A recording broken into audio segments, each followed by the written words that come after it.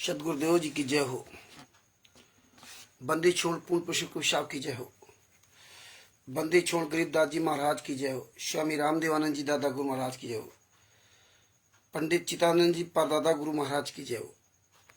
सर्व संतों की जय हो। सर्व भक्तों की जय हो। सभी धर्मी पुरुषों की जय हो। श्री काशी धाम की जय हो। श्री छुड़ानी धाम की जय हो। श्री करौथा धाम की जय हो। श्री बरवाला धाम की जय हो। सह साहिब। जब तक भाई बहन जुड़ते हैं तब तक हम मंगलाचरण कर लेते हैं। सह साहिब। गरीब नमो नमो सतपुरुष को नमस्कार गुरु की नहीं। सुर नर मुनि जन साधवा संतों सर्वस्दी नहीं। सतगुरु साहिब संत सब दंडोतम प्रणाम। आगे पीछे मध्य हुए तिनको जा कुर्बान। नराकार निर्भीषणम काल जाल भय भंजनम। निर्लेपम निजनीय गुणम अकल अनुबेशुन धुनम। सोहम सुरति समापतम सकल समाना नीरतिले। उजल हिरंबर हरदम बेपरवा अथा है वार पार नहीं मध्यतम। गरीब जो सुमृत सिद्ध होई गणनायक गलताना। करो अनुग्रह सोई पारस पद परवाना।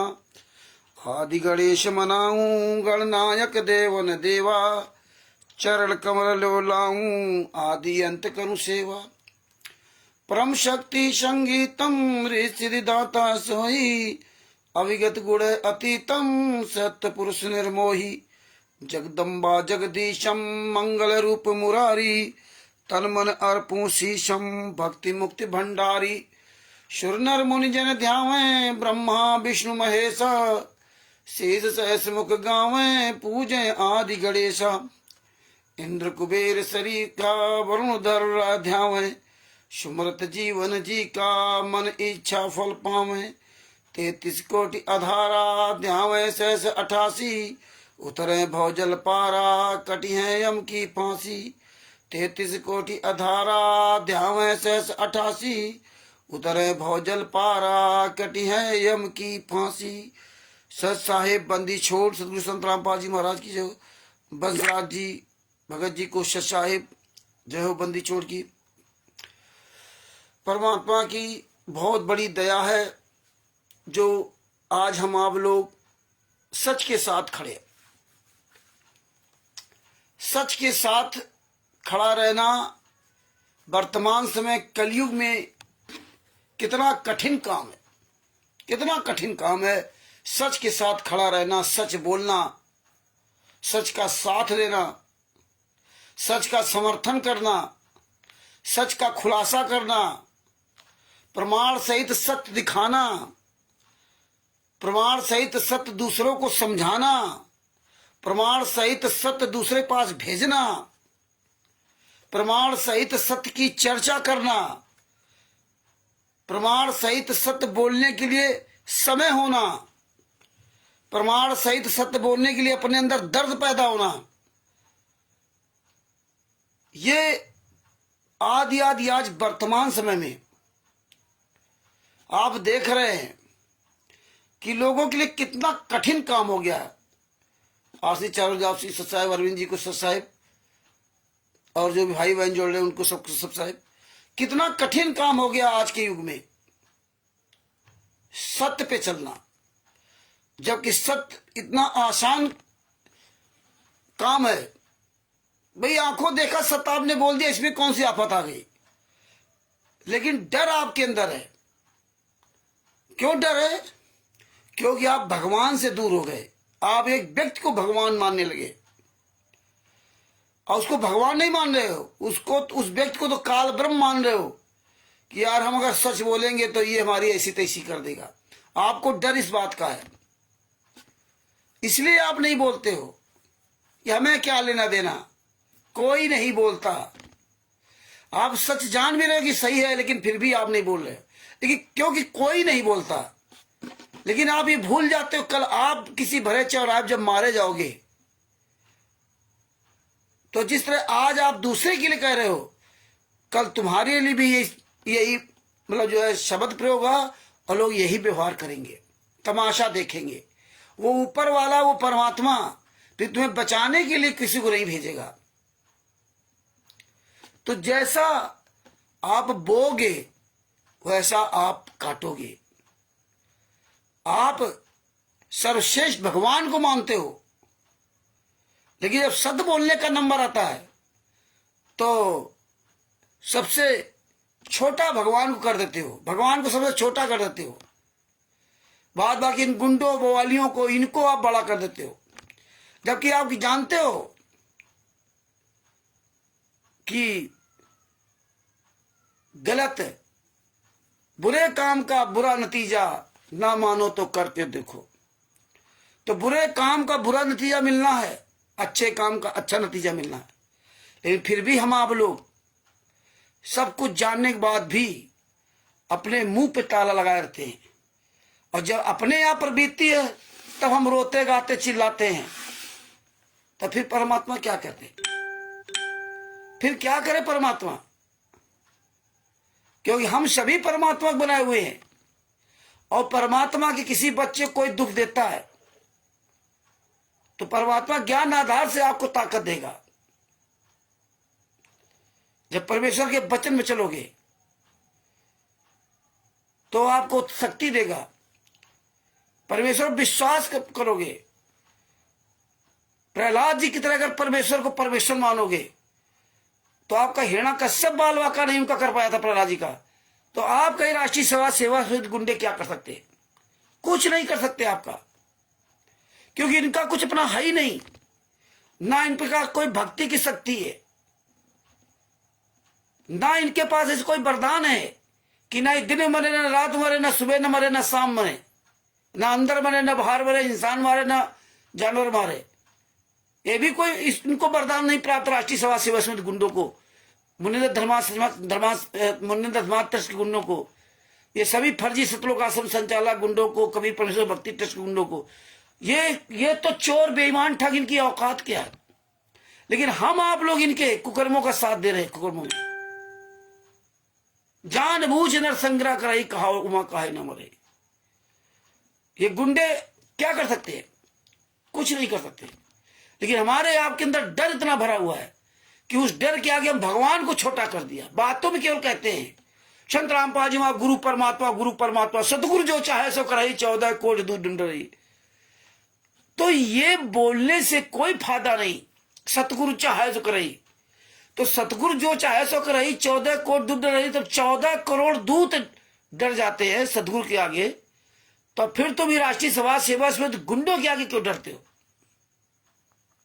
और एक बात आपको बताऊं,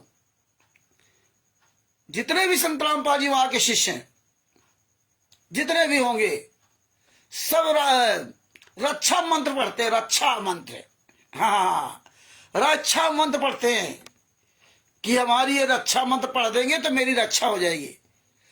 तो यार जब कभी कहीं जाओ, इन गुंडों के खिलाफ बोलो, तो उस समय भी रक्षा मंत्र पढ़ लिया करो, तब रक्षा मंत्र नहीं पढ़ोगे। कोई गुंडा आपको मारने आता तो उसमें रक्षा मंत्र पढ़ लिया करो, तो उस समय नहीं पढ़ोगे। आप केवल एक नियम बना रखा है, दोपहर में रक्षा रमैड़ी पढ़नी, बस पढ़ने में रक्षा मंत्र पढ़ दिया।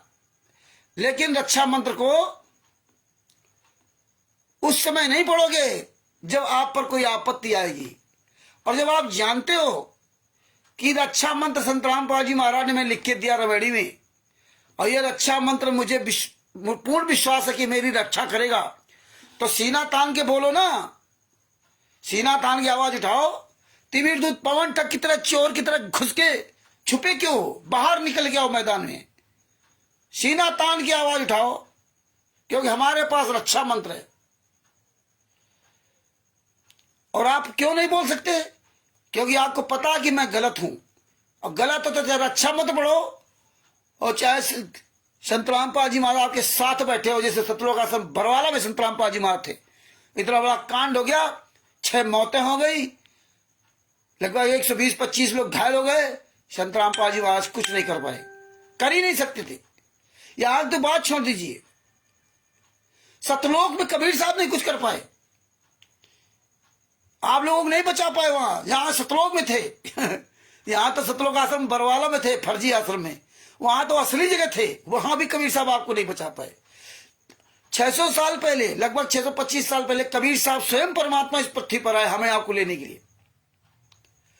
और उन्होंने 120 साल तक प्रयास किया, लेकिन अंत में सब 64 लाख फेल हो गए, क्योंकि आपको विश्वास नहीं। केवल मुंह से, मन में राम बगल में छुरी मिल जाए राम भौंक दो छुरी, ये आपके अंदर हमारे अंदर बात हो रही है। गुरु से बड़ा कोई नहीं, 7 दीव 9 खंड में गुरु से बड़ा न कोई, करता करे न कर करे गुरु करे सोए। ये बातें कहने बड़ी अच्छी लगती हैं, ये गाना गाने में बड़ा अच्छा लगता है, लेकिन आप ये नहीं सोचते जब 7 दीव 9 खंड में गुरु से बड़ा कोई नहीं है, करता करे न कर सके, मतलब करता भगवान करे न कर सके, गुरु करे, जो गुरु करेगा वो होगा। उस पूर्ण परमात्मा कबीर साहब से भी बड़ा दर्जा गुरु का दिया गया है, और काल ब्रह्म तो कबीर साहब के नीचे है, वो तो उनका कुपुत्र है, हमारे आप जैसा। तो अब बताइए, इतना ताकतवर गुरु आपके साथ, और फिर भी आप डरते हो। प्रहलाद का तो कोई गुरु नहीं था उसमें, क्यों? कुछ बताते हैं, छोटा बच्चा था।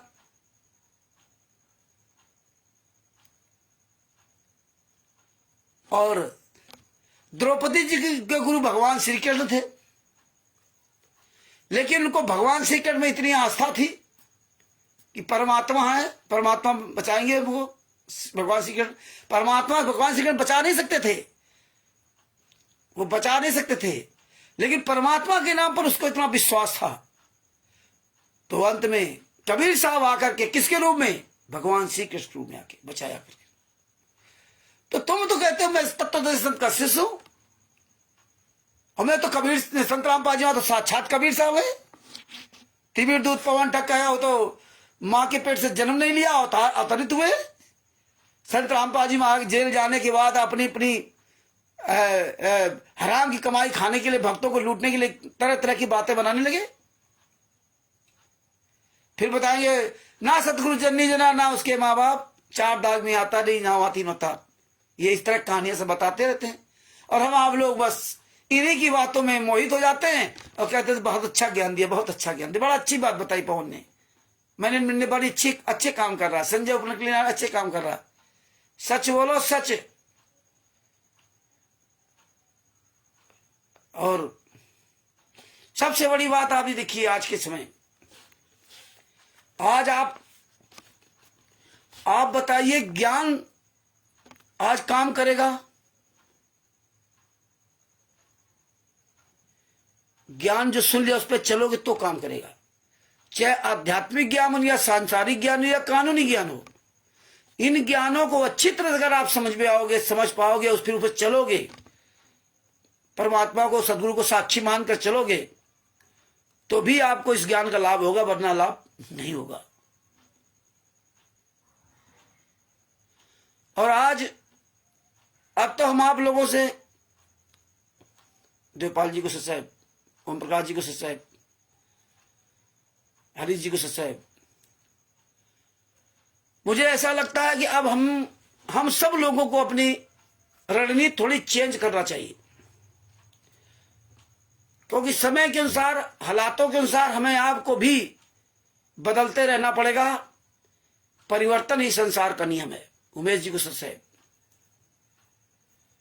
और अगर आप अपने आप में डेवलपमेंट नहीं करोगे, समय के अनुसार बदलाव नहीं करोगे, तो फिर आप आगे नहीं बढ़ सकते।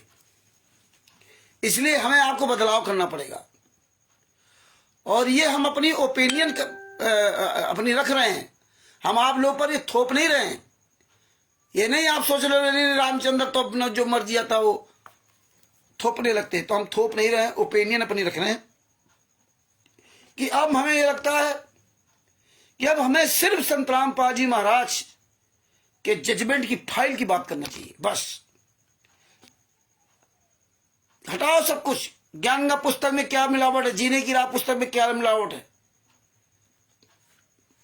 डीबी द्वारा नाम दीक्षा सही है गलत है, आश्रम सही है या गलत है। हमको लगता है अभी इन सबको किनारे कर देना चाहिए, सिर्फ एक बात करना चाहिए, जजमेंट है, जजमेंट। क्योंकि वो लीगल प्रोसेस हिसार कोर्ट के द्वारा दिया हुआ जजमेंट है। उस जजमेंट के अनुसार ये सब गुंडे फेल हैं। इनके वकील ये सब तो फंस चुके हैं, आपको पता है। ठीक है, कक्कड़ वगैरह क्या कहता था, संतराम पाजी महाराज तो फांसी की सजा सुनाने जा रहा था। जज संतराम पाजी महाराज को फांसी की सजा सुनाने जा रहा था। मैंने जज से प्रार्थना की कि बहुत अच्छे व्यक्ति है और इनका ये है वो है और अच्छे काम करते हैं, शादियां करवाते ये करवाते हैं, इसलिए इनकी वो फांसी की सजा को माफ कर दिया जाए और इनको आजीवन ताउम्र मतलब मरते दम तक आजीवन काल की सजा में बदल दिया है, लेकिन फांसी ना दी जाए। देखिए कितना नीच आदमी पूरी दुनिया के सामने बोल रहा था। तब ये राष्ट्रीय समाज सेवा समिति गुंडे, सतलोक आश्रम संचालक गुंडे, जितने भी संतराम पाजी महाराज के शिष्य हैं, उस समय इन हरामजादों ने नहीं कहा था कि यार ये गुरुजी लीला कर रहे हैं।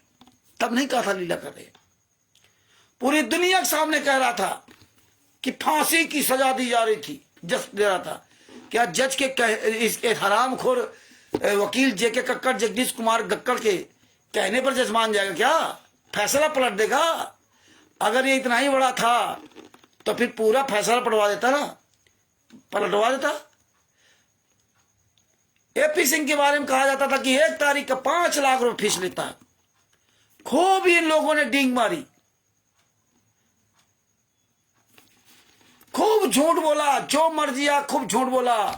5 महिला 1 बच्चे की हत्या पुलिस वालों ने कर दी, आंसू गैस से मर गए।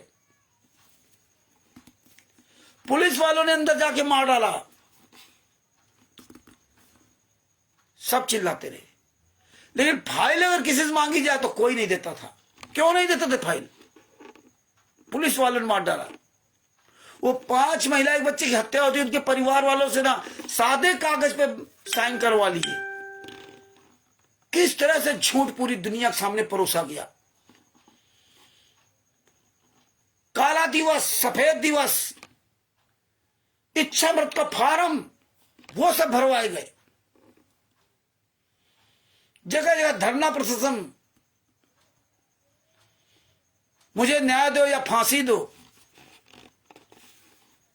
सरकार को गालियां, कितना इन्होंने झूठ फरेब 420 का फ्रॉड सब चिल्लाया। लेकिन जैसे जैसे परमात्मा ये सबूत निकालते गए, जैसे जैसे परमात्मा ये सबूत देते गए, वैसे वैसे ही हरामजादे अपनी रणनीति बदलते चले गए। क्योंकि इन्होंने पहले से अपनी टीम बना रखी थी, झूठों वाली टीम। ये लुटेरे, गद्दार, राष्ट्रीय समाज सेवा समिति के जितने गुंडे, नामदान संचालक, कोऑर्डिनेटर, स्टेट कोऑर्डिनेटर, ये सब ये गुंडे, उनको गुंडों को पता था। उन्हें पता करना होता तो आज भी ये गुंडे वो फर्जी काम नहीं कर रहे होते।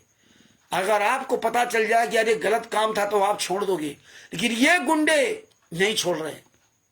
तो इनको पहले से पता था, इसलिए इन्होंने पूरा डर का सबका भय पैदा कर दिया। भय डर पैदा कर दिया सबके अंदर। गुरुद्रोही हो जाओगे, नाम खंड हो जाएगा, ग्रुप के अंदर से बाहर मत जुड़ना, फलाने दूसरे स्टेट से बात न करना, पूरे फलाने जिला के लोगों से बात न करना, एक दूसरे से मिलना नहीं, किताब न पढ़ना, ये किताबें न पढ़ना, किसी वीडियो मत देखना, गुरुद्रोही हो जाओगे, नाम खंड हो जाएगा। ये सब कोऑर्डिनेटरों, नामदान संचालकों, स्टेट कोऑर्डिनेटर हमें आपको डरवाया गया। लेकिन सारे सबूत परमात्मा इनके देते रहे, पुस्तकों में मिलावट, और जैसे हम लोग इनका परमात्मा की दया से उजागर करते रहे, वैसे उन्होंने तमाम तरह छोटी छोटी पुस्तकें बना दी। उसमें सब इन्होंने अपनी मनमानी भाषाएं लिख दी गुरु जी के नाम से। तो इस तरह से भगत भाइयों इनका पूरा खुलासा होता चला गया। वो ऐसे ये पुस्तकें बनाते गए तमाम। समझाया तो सिर दर पाओ, पता नहीं कौन कौन, उसमें सब कहीं पवन ठक्का, कहीं संजय ठक्का, कहीं जीने की राह पुस्तक का, कहीं अंधश्रद्धा खतरा जान पुस्तक का, ये सब उसमें लिख दिया कि गुरुजी जेल से लिख रहे हैं ये सब पुस्तकें। गुरुजी कह हमने ऐसा मिला दिया जीने की राह पुस्तक में, हमने लिखा। इस तरह से पुस्तकें, पतली पतली पुस्तकें छाप छाप करके खूब अध्यात्म ज्ञान का तोप का गोला, धरती को स्वर्ग बनाना है। बताइए, डरो भगवान से, जब जब भूल पड़े, पता नहीं कौन कौन सी पतली पतली पुस्तकें इन्होंने निकाल दी। परमेश्वर ने का पूरा खुलासा कर दिया। आज आप देखिए राष्ट्रीय समाज सेवा समिति गुंडे रामशंकर जी को साहब पंकज बघेल जी को सत साहेब, वीरेंद्र जी को सत साहेब, कैलाश चंद्र जी को सत साहेब। आज आप देखिए राष्ट्रीय समाज सेवा समिति के 51 गुंडे और सतलोक आश्रम संचालक जितने भी गुंडे क्वालिटेटिव, आज ये मेन मुखिया सब गायब है। आज ये हम लोगों से डिबेट नहीं कर सकते, हम लोगों से बात नहीं कर सकते। गोपाल जी को सत साहेब, प्रवेश जी को सत साहेब, बात नहीं कर सकते। चोरों की तरह छुप के रहते हैं। 10-10, 15-15 हजार रुपए जिनको सैलरी दे रहे हैं उनको आगे कर रखा। ये सोशल मीडिया जो आप देख रहे हैं कि भगत लोग क्या प्रचार कर रहे हैं, नहीं, ये पालतू इनके जो लड़के लड़कियां हैं उनको 10-10, 20-20 हजार रुपए सैलरी दे करके फर्जी वीडियो बनाना डाल रहे हैं। भगत समाज बहुत जाग चुका है, बहुत जाग रहा है। अब भगत समाज इतना इनका साथ नहीं दे रहा। तो ये भगत भाइयों, परमेश्वर की दया है कि आज सच्चाई तो पूरी दुनिया के सामने फैल चुकी है। ये लिंक जो है अधिक से अधिक शेयर करते रहा करो। अपना मोबाइल नंबर एक बार जरूर इसमें दिया करो, अपना स्टेट का नाम, अपने जिला का नाम और अपना नाम और मोबाइल नंबर, और उसमें लिखा करो ज्ञान नंबर सडन का 20 नाम पुस्तक मंगाने के लिए आप मुझसे संपर्क कर सकते हैं। तो ये चीजें आप जरूर इसमें लिखा करो जब भी आप लाइव जुड़ते हो। अपना नाम जरूर लिखा करो, मोबाइल नंबर जरूर लिखा करो, जिसमें अन्य हमारे भाई बहन जो है ना, आप लोगों से संपर्क करके पुस्तक प्राप्त कर सकते हैं।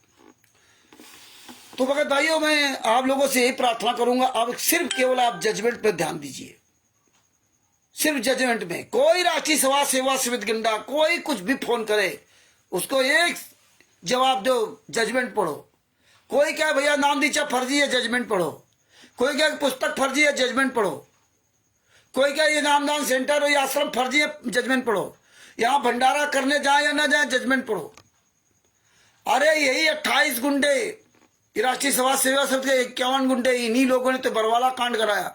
यही सतलोक आश्रम संचालक गुंडों ने कांड कराया। यही संतराम पाजी वाला लड़का महेंद्र, लड़का संतराम पाजी महाराज, लड़का वीरेंद्र, विजेंद्र, मनोज भाई संतराम पाजी वाला का महेंद्र उर्फ मोहनलाल उर्फ मोहिंदर, साला 3-3 नाम रखा था, 3-3 नाम रखे थे, लेकिन तीनों नाम उजागर गए।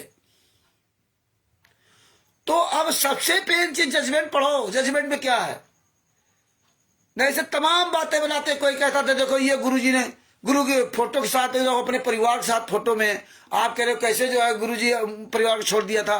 कोई कहेगा जेल से ऑडियो वीडियो आती, चलो गुरुजी से बात कराते।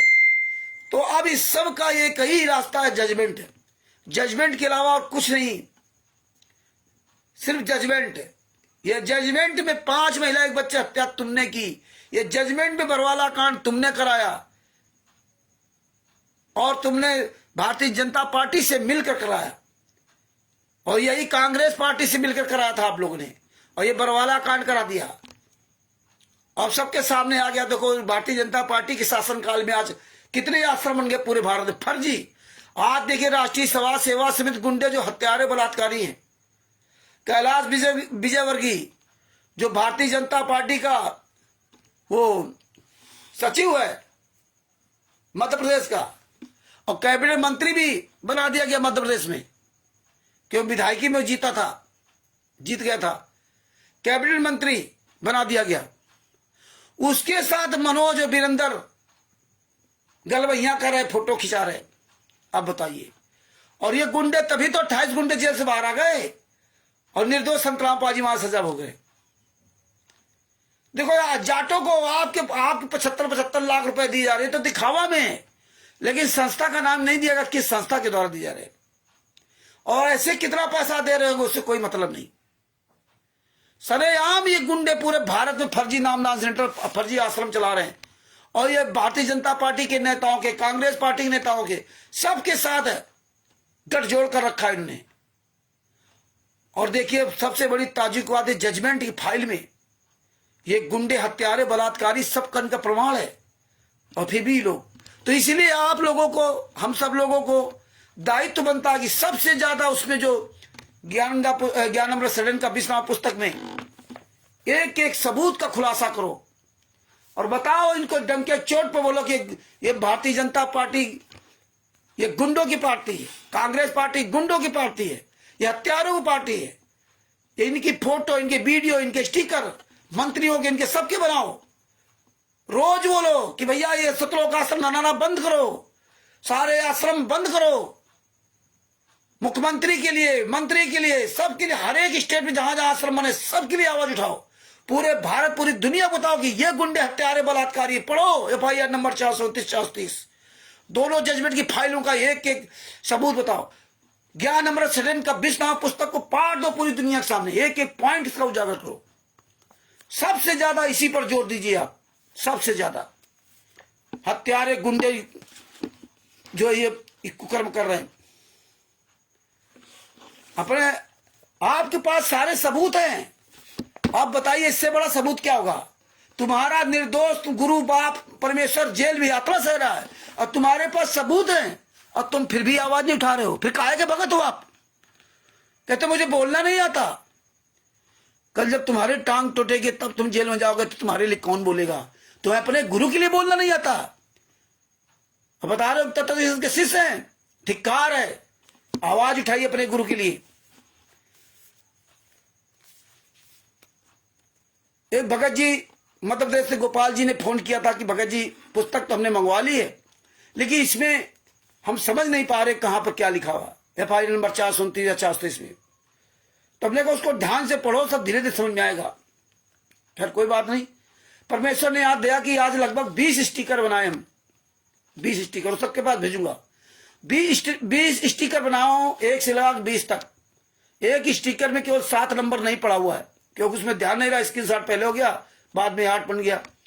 तो उसमें केवल 7 नंबर नहीं पड़ा हुआ, केवल खाली है, मतलब नंबर नहीं पड़ा वैसे, लेकिन वो 7वां नंबर का। तो 20 स्टिकर परमेश्वर ने बनवाए हैं इस पुस्तक में। किस पेज पर क्या क्या लिखा है, किस पेज पर क्या क्या लिखा है, उसके 20 स्टिकर बनवाए परमात्मा ने। वो सब डालेंगे। आप सब लोग उन स्टिकरों को अपने पास सेव रखिए। आप चाहो तो उनकी फोटो कॉपी भी निकला सकते हो। और किसी के पास वो 20 स्टिकर और उसमें लिखा हो मैसेज, आप सबके पास भेजो। आप भी पढ़ो, उसमें आप भी उसको पढ़ो और उनको सुरक्षित रखो। उसकी PDF बना लो, हम भी बना देंगे, आप भी बना रख लो। ऐसे भी FIR नंबर 430 का बना देंगे, जिसमें आसानी से सब लोग उस चीज को वहां ढूंढ सके। हर आदमी के पास ना समय होता ना होता हो, तो पढ़ा लिखा बेचारा, तो ऐसे धीरे धीरे उसको पढ़ा लिखा बना दो। तो आज FIR नंबर 429 पे ही हम चल रहे हैं। FIR नंबर 429 पर ही हम आज बात करेंगे।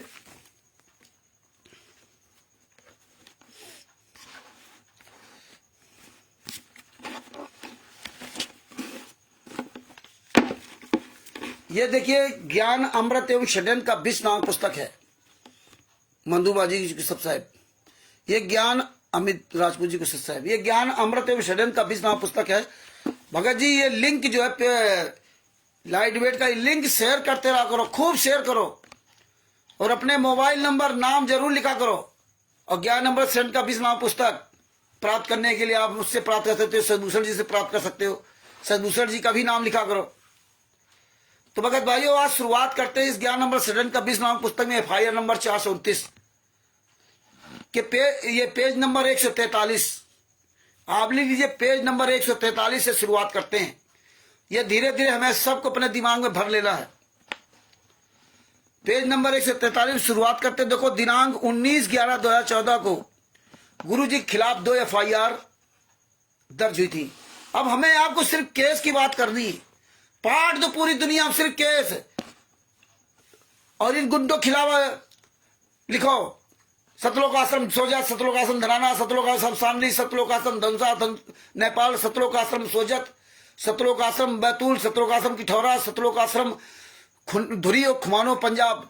ये जहां जाए सतलोक आश्रम मुंडका दिल्ली, या जहां जहां आश्रम इनके बन रहे हैं या बन गए, इनके खिलाफ लिख डालो कि भैया FIR नंबर 429 का जजमेंट पढ़िए। ये गुंडे हत्यारे, इन्होंने बलात्कार किए, इन्होंने 5 महिला बच्चे की हत्या की। संत रामपाल मान निर्दोष है दोनों केसों में।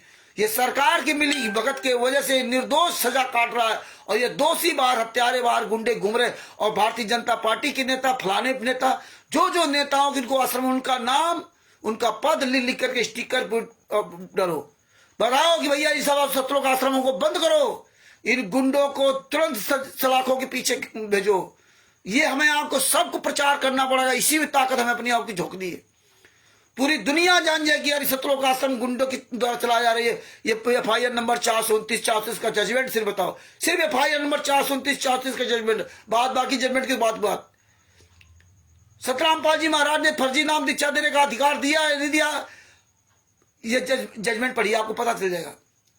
ऐसे गुंडे हत्यारों बलात्कारियों को अधिकार दिया। अगर मान लो अधिकार दिया भी था तो इन गुंडों ने किया क्या?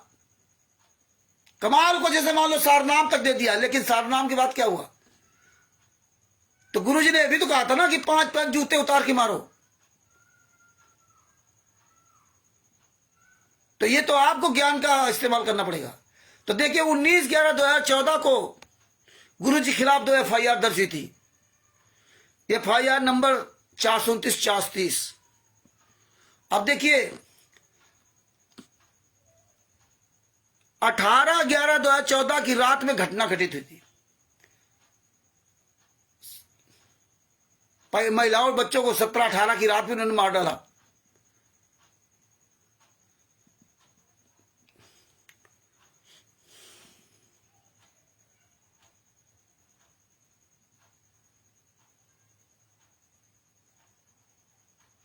अठारह 11/2014 को स्टिकर में थोड़ा मिसप्रिंट हो गया, उसमें 17 तारीख भी किसी ने लिख दिया है, तो ये ध्यान रखना। 18/11/2014 की रात में इन गुंडों ने 5 महिला 1 बच्चे की हत्या कर डाली और जेल आश्रम के बाहर फेंक दिया।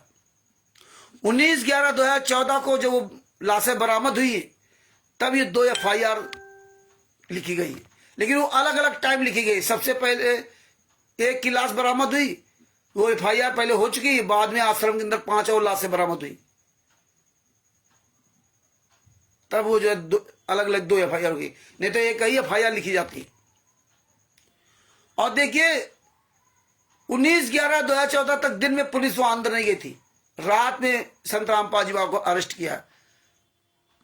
अगर कोई दिन और तारीख बताने में कहीं मिस्टेक हो जाए तो आप केवल जबान मत पकड़ लेना कि नहीं रामचंद्र को तो किसी के आने नहीं है। कभी कभी हो जाता आदमी जो है ना बोलता कुछ निकल जाता मुंह से। तो 18/11/2014 की रात को उन्होंने मारा, सवेरे वहां फेंक दिया। 19 तारीख को जब लाशें बरामद हुई तो दोनों FIR अलग अलग लिखी गई। 19 तारीख को 18/11/2014 को 19 को पुलिस वहां नहीं पहुंची थी। 19 तारीख की रात में पुलिस ने संत रामपाल जी को अरेस्ट किया है, आप सबको पता होगा, दिन में नहीं। और इसी में देखिए 18/11/2014 को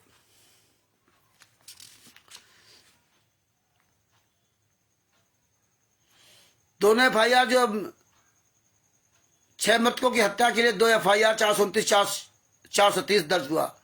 अब दोनों FIR के बारे में यहाँ जो है विधिवत पूरा सब बताएंगे, बताया है इसमें। वो शशभूषण जी ने पूरा सब एक एक चीज लिखा है, लेकिन हम आपको इसलिए एक एक चीज बताना चाहूंगा जिसमें आप और अच्छी तरह समझ सकें। देखिए 18/11/2014 की रात में इन गुंडों ने 5 महिला 1 बच्चे को मार डाला। 18/11/2014 की दिन में 18/11/2014 की रात में पुलिस आश्रम के अंदर नहीं गई थी, सतलोक आश्रम बरवाला के अंदर नहीं गई थी। 19/11/2014 की रात में संत रामपाल जी महाराज को लगभग 9:30 बजे अरेस्ट किया था। रात ही में इनकी मेडिकल लेकर जांच करा करके और दिन में 11 बजे या जो भी जिसमें कोर्ट खुलता वहां संत रामपाल जी महाराज को पेश करना था। चंडीगढ़ हाई कोर्ट में उन्होंने पेश किया जाकर के। अब देखिए ये उसी 18 तारीख को नागेंद्र चौहान 18/11/2014 को नागेंद्र चौहान 2:30 से 3 बजे के लगभग दिन से मैं बाहर निकला और पुलिस ने उसको नहीं रोका। और यही राम कुमार ढाका बोल रहा था जब इसने कहा कि संतराम पाजी महाराज को बाहर शिफ्ट कर दिया इलाज के लिए। तो मीडिया ने कहा यहाँ तो भैया इतने जवान लगे, कैसे संतराम पाजी महाराज निकल गए? बोले पुलिस जाने वालों को नहीं रोकती है, आने वालों को रोकती है। तो ये समझ लो कि पुलिस ने किसी कोई प्रतिबंधित नहीं कर रखा था। जो मर्जी 18-11 तारीख तक खूब आता जाता जाए, मतलब निकल जाए जिसको निकलना हो। और उसी समय 2:30 से 3 बजे भी नागेंद्र चौहान वो बाहर निकला। और ये नागेंद्र चौहान है कौन? ये पेज नंबर 162 पे है, ज्ञान नंबर शरण का 20वां पुस्तक के 162 पर।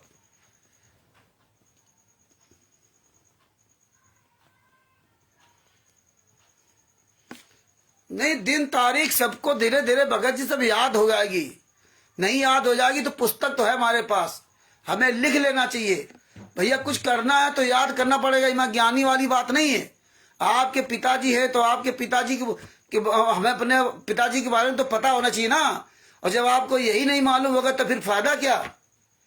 अगर आप नहीं कोई रट सकता या हम नहीं रट सकते, और तो कम से कम लिख तो सकते, लिख करके तो अपने पास प्रमाण रख सकते हैं कि ये भी नहीं करेंगे।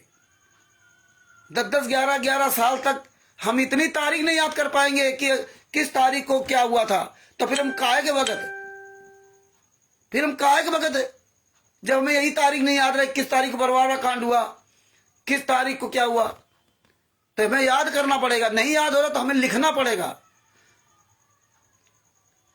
कम से कम हमें इतना याद रहेगा ना कि हाँ इस पुस्तक में यहाँ पे लिखा है नागेंद्र चौहान फलाने चौहान ये लिखे हुए। हमें कोई सब याद थोड़ी रहता है, लेकिन हाँ हमें ये आइडिया है कि फलाने के FIR में ये चीज लिखी हुई है। और रोज पढ़ेंगे तो आपके सामने पॉइंट आएंगे तो आप लिख लीजिए। हम तो इस पुस्तक के पेज पर बाहर लिख देता हूँ, सब पूरा हमारा रंगा मिलेगा। हम इसी में लिख देते हैं, पेज नंबर फलानी जगह मिलेगा। ये जो एक टाइटल होता है देखिए, हम सब ऐसे यहाँ लिख देते हैं, इसमें लिख देते हैं, अपना खोला देख लिया। तो ये तो आप सब कर सकते हैं ना। तो देखिए बचाव पक्ष साक्षी संख्या 7 नागेंद्र चौहान, इसका बयान ये है कि आश्रम में ये CCTV कैमरा को 2010 से इंस्टॉल करते आ रहा है। 2010 से अपने सुपरविजन में सारा सिस्टम को मेंटेन करते आ रहा है। ये सत्संग का वीडियोग्राफी भी करता रहा है। टीवी फुटेज भी डिजिटल वीडियो रिकॉर्डिंग से तैयार करता है तथा पेन ड्राइव भी रखता है। अपने प्रति परीक्षण में मतलब कोर्ट में बयान दिया, प्रति परीक्षण में बताया कि आश्रम में बलजीत इन्हें बुलाया करता था। वह FIR 428/2014 में अभियुक्त है, उसने बताया। और आज न्यायालय में उपस्थित होकर मेरी गवाही सुन रहा है। उसने ये भी बताया कि मेरी गवाही सुन रहा है। उसी ने ही आश्रम में CCTV कैमरा लगाने का एग्रीमेंट किया था। प्रत्येक प्रोग्राम का चार्ज फीस कबीर परमेश्वर भक्ति ट्रस्ट से प्राप्त होता था। कबीर परमेश्वर भक्ति ट्रस्ट कापी मुझसे मिसप्लेस हो गया है, अर्थात खो गया है। और जब कॉपी मांगी गई तो इसने देने के लिए कोर्ट में मना कर दिया।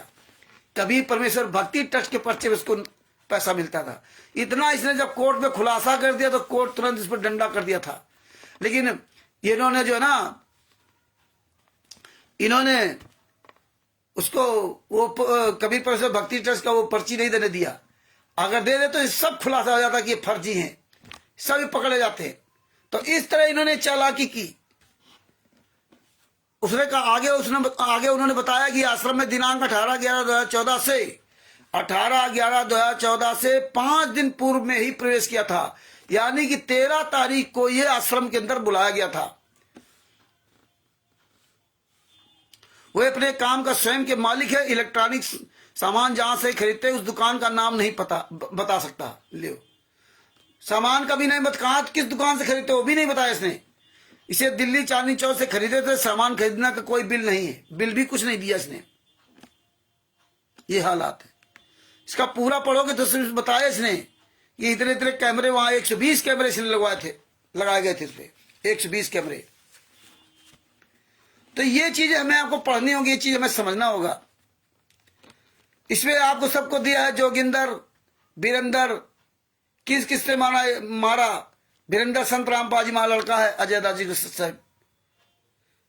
जोगिंदर उबिल्लू संतराम पाजी महाराज का सगा भांजा। ये सब किस में नाम दिए हुए हैं। राज कपूर, राजेंद्र, कुशल दास, जगदीश दास, मतलब लगभग 20 गुंडे FIR नंबर 429 में 15 तो नाम लिखे, संतराम बाजी मार्ग छोड़ दो तो 14 और 3 नीचे दिए जो भगोड़े घोषित थे। 14, 4, 18, 4 संजय उर्फ फौजी खानपुर वाला, मंजू का पति, राज वाला जो मंजू के बुआ है वो, यानी संतराम बाजी बहन, सविता, 4 टीना आदि फरार घोषित थे।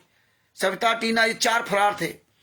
तो 14, 4, 18 और महेंद्र भगोड़ा 19, और महेंद्र भगोड़ा को क्लीन चिट दे दिया था, निकाल दिया था। और ये देखो इसमें FIR नंबर पेज नंबर 146 पर ये सब बयान दिए थे।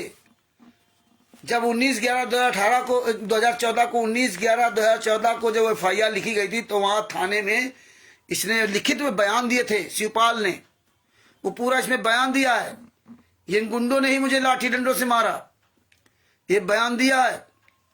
और ये बयान उसने वहां भी दिया, थाने में भी दिया, और 19/11/2014 को थाने में बयान दिया। इसके बाद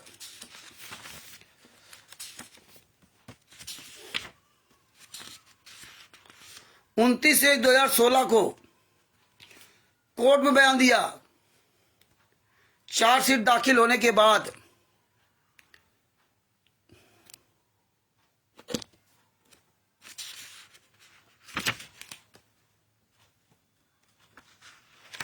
जब चार्जशीट दाखिल हो गई, चालान जब पेश हो गया तो 29/1/2016 को इसने कोर्ट में भी बयान दिया। वही शिवपाल आदि ने 5 बेले बच्चे हत्या राष्ट्रीय समाज सेवा से गुंडों ने किए, संतराम पाजी महाराज के आदेश बता करके ना, इस तरह इन्होंने बयान दिया।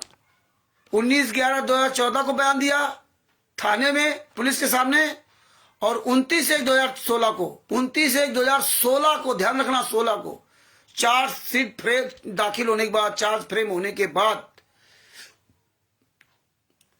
जो है, जब चार्ज फ्रेम हो गए, चार्ज फ्रेम को मतलब ये जितने 18-19 गुंडे थे, इन लोगों ने पहले स्वीकार कर लिया कि हाँ हमने हत्या की, मारा पीटा, 11 बांस के डंडे उपलब्ध कराए थे। और 11 बांस के डंडों का जो प्रमाण है वो ये ज्ञान अमृत शरण का 20 नामक पुस्तक है, उसके पेज नंबर 156 पर 5वीं लाइन में लिखा हुआ है। पेज नंबर 156 पर 11 बांस के डंडों का प्रमाण इसमें लिखा हुआ है। तो 2 बार स्टेटमेंट दिए इन लोगों ने, मृतक के परिवार वालों ने, और इसके बाद ये 11/2/2016 को ये बयान से पलट गया, बयान से पलट गया।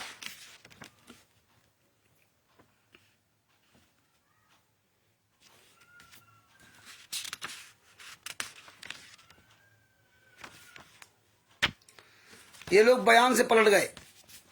पेज नंबर 146, 147 और 148, 149 इन पेज नंबर पढ़ेंगे। इसमें वीरेंद्र सबके नाम दिए हुए, बांस के डंडों का भी प्रमाण दिया है,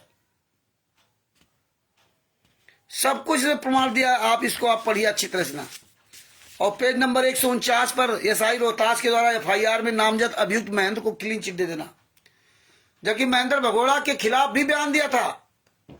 और पैसे के दम पर इन्हें SI जो था वहां अभी मर गया, इसने उसको क्लीन चिट देकर बाहर कर दिया। इससे ना, जब इसको पढ़ोगे तो इसमें सब पता चल जाएगा, पूरा प्रमाण सिद्ध दिया। और इसका जो है, और ये अंग्रेजी फाइल अगर आपके पास है, FIR नंबर 429 की अंग्रेजी या हिंदी फाइल है, तो उसमें पैरा दिया हुआ है 1, 2, 3, 4, 5 से लगा जितने भी पैरा, तो पैरा 3 पैरा आप इसको पूरा पढ़ सकते हो अंग्रेजी में भी। अंग्रेजी में हिंदी की फाइल है अगर 429 की, तो हिंदी की फाइल में भी आप पैरा 3 से वीरेंद्र, राज कपूर, राजेंद्र, पुरुषोत्तम सैनी, बबीता आदि इन गुंडों के हत्यारों का पूरा एविडेंस पढ़ सकते हो। संतराम पाजी महाराज के खिलाफ बयान दिया, राष्ट्रीय समाज से मेरी नहीं है, संतराम पाजी महाराज कहने पर मैंने हत्या की। महेंद्र को क्लीन चिट दे दिया। और ये अमित को मार्च में बाहर निकलवा लिया। ये जेल गया था और जेल संत रामपाल जी महाराज के खिलाफ FIR लिखवाई थी बरवाला में। ये सब लगभग 18-20 गुंडे सबने FIR लिखवाई संत रामपाल जी महाराज के खिलाफ बरवाला थाने में। और ये जेल गया था और ये पैसे एकदम पर ये महेंद्र, बताइए इतनी बड़ी सेटिंग थी कि जेल से भी छुड़ा लाया। इसका सारे इनके सब नाम खत्म। केवल FIR नंबर 428/2014 देशद्रोह वाले केस में 24वें नंबर पर इसका नाम है, अमित जतिन, महेंद्र भगोड़ा के लड़के का। पेज नंबर 151 पर 5 मृतकों का पोस्टमार्टम पूरा दिया हुआ है। ये 11 नंबर श्रेणी का 20 नामक पुस्तक पे सबका पोस्टमार्टम रिपोर्ट, सभी अभियुक्तों के विरुद्ध न्यायालय द्वारा आरोप गठित किया जाना। ये आरोप गठित किए गए हैं पेज नंबर 152-153 पर। और बचाव पक्ष के कुल 45 गवाह थे। 45 गवाहों में 10 गवाह ये थे मृतक के परिवार वाले, जर्नैल सिंह, वरिंदर कौर, शिवपाल, संदीप, पवन, सतपाल सिंह, राम सजीवन, देवेंद्र, महेश, विपिन आदि ये थे।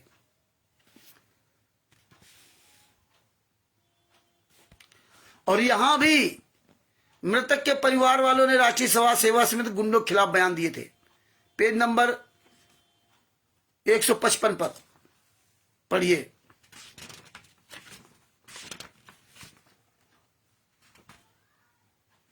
इसमें वाकायदे दिया कि वीरेंद्र का नाम पूरा दिया। और पेज नंबर 155 पर पैराग्राफ नीचे तीसरे वाले पर 1 2 3 4 5 6 छठी लाइन में वीरेंद्र और विजेंद्र का नाम, गुरु जी का लड़का, सबका पूरा दिया। राजेंद्र, ये सबका इसमें नाम दिया। आप इसे पढ़ सकते हैं।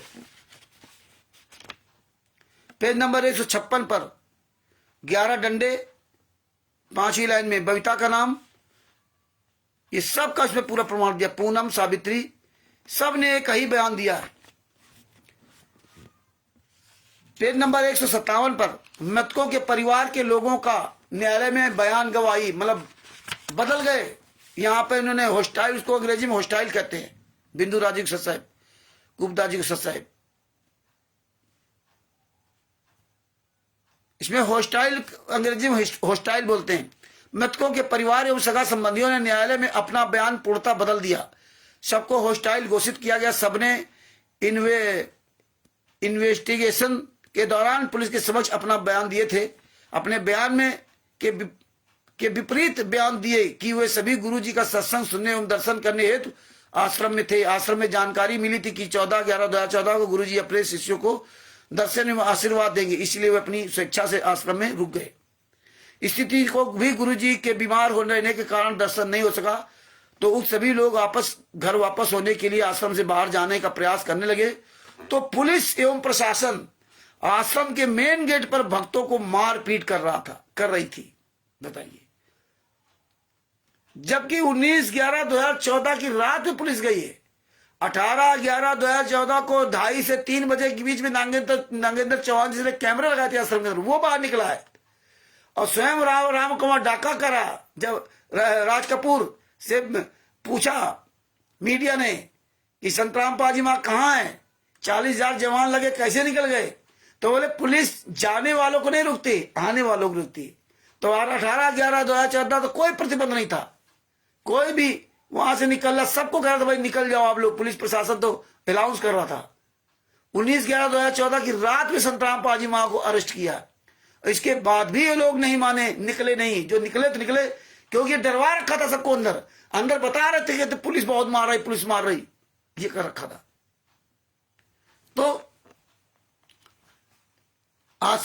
ये वो पलट दिया बयान कि आश्रम गेट के मारपीट कर रही थी, माइक से अनाउंस कर रहे थे कि आश्रम से बाहर कोई नहीं निकले। पुलिस एवं प्रशासन के मारपीट के डर से उक्त हम सभी लोग आश्रम में रुके रहे। प्रशासन ने आश्रम का बिजली पानी भी कटवा दी। आश्रम में कोई भी नहीं आई, हमें आश्रम से बाहर जाने से नहीं रोक रहा था। बुलाओ, हमें कोई अनुयायी रोक नहीं रखा था, कोई बंधक नहीं बनाया था, बल्कि बाहर में पुलिस मारपीट करती थी। पुलिस प्रशासन के अमानवीय कृत्य के कारण मृतकों की मृत्यु हुई है। संत रामपाल जी महाराज या उनके अनुयायी मृतकों की हत्या का जिम्मेदार नहीं है, बल्कि पुलिस प्रशासन ही जिम्मेदार है। अब बताइए, ये कर दिया जी। संत रामपाल जी महाराज खिलाफ ही बयान पलटवा दिए और वहां ये बयान दिलवा दिया कि वो तो सादे कागज साइन करा लिए थे जबकि थाने के अंदर दिया गया बयान आपका कोर्ट में मान नहीं होता है। यानी पुलिस के समक्ष अगर पुलिस आपको मार पीट रही है और आप मारपीट से बचने के लिए आप थाने के अंदर बयान दे देते हैं, कुछ भी बयान दे दे पुलिस के कहने पर, और फिर कोर्ट में आप कह देते कि हमने ये बयान, ये मार पीट रहे थे इसलिए मैंने बयान दिया, तो बयान वो नहीं माना जाता, उस पर साइन नहीं करवा सकती पुलिस। जो थाने में बयान लिखाया जाता है उसमें साइन नहीं करवा सकती। हाँ, मजिस्ट्रेट के सामने बयान दोगे उसमें आपके साइन जरूर होंगे। अगर थाने पुलिस के सामने दिए गए बयान पर साइन करवा लिया तो उल्टा थानेदार ही थानाध्यक्ष ही फंस जाएगा। तो ऐसा क्यों काम करेगा? आप फिर कोर्ट में जज के सामने बयान देंगे, वो बयान मान होगा। तो इन्होंने जो बयान 19/11/2014 को पुलिस के सामने बयान दिया था, वही उन्होंने 29/1/2014 को दोबारा कोर्ट में जब चार्जशीट दाखिल हो गई तब इन्होंने कोर्ट में वही फिर बयान दिया। और ये लोग तो पहले से ही इनको कब्जा कर रखे थे, पहले से ही इनका जो है ना, इनके यहां सब आना जाना, क्योंकि ललितपुर का एक भगत है, उसकी पत्नी मृत हो गई थी। तो ये जो यूपी का स्टेट क्वार्टर पहले संजीव हुड्डा जो था, ये कमीना जो है ना आया था,